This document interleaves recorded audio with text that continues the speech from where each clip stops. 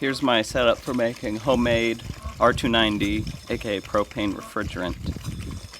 So first you start with the propane from the tank, and I just cut off the end of a hose here and then hose clamped it onto some smaller drip line pipe.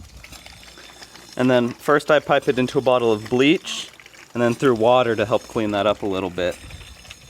Then it goes over to just an empty bottle to try and avoid any water being sucked into the rest of the system. And then this balloon here is to stop the compressor from sucking water through the rest of this. So basically this copper tube goes up to about here, where it'll suck on the top of the balloon once the level decreases. That way it doesn't start pulling a vacuum on the rest of it. I actually had to pinch the end of that pipe into an oval until it didn't suck on the balloon so hard, or else it wouldn't have ever let go. After that I just have an old fridge compressor that has a paper towel with water on it to help keep it cool while we do this. And then it goes up to my gauge set.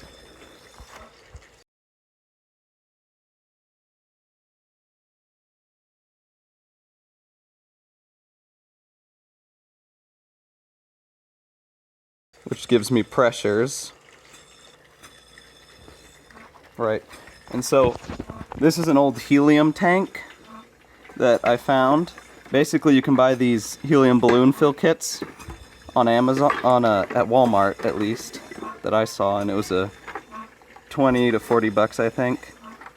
And basically I took the existing fitting and brazed on a flare with a Schrader valve, that way it doesn't leak out, of course. And then you just keep this bottle really cool as it fills up. The one problem with this system is it likely introduces a lot of moisture into whatever you recover. You could buy 3A molecular sieve little balls, little pellets, and whenever you take this valve off, you could fill a portion or this entire tank up with them, and they'll absorb the water. And after you've used the tank, you can pour them out and then recharge them by baking. Another little safety note, make sure that this can is never 100% full of liquid propane. Because if you fill it 100%, a small change in temperature will reduce in a significant change in pressure and likely blow the pressure release valve. All these connections are made with 1/4 inch drip line tubing like I said earlier, and you put a drill bit in reverse with a slightly smaller drill bit and it puts a hole in the lids. It's not a super tight connection, but you can get decent with them. And then over here it's just a cap with 2 holes in it, one for the suction line and one for the propane intake.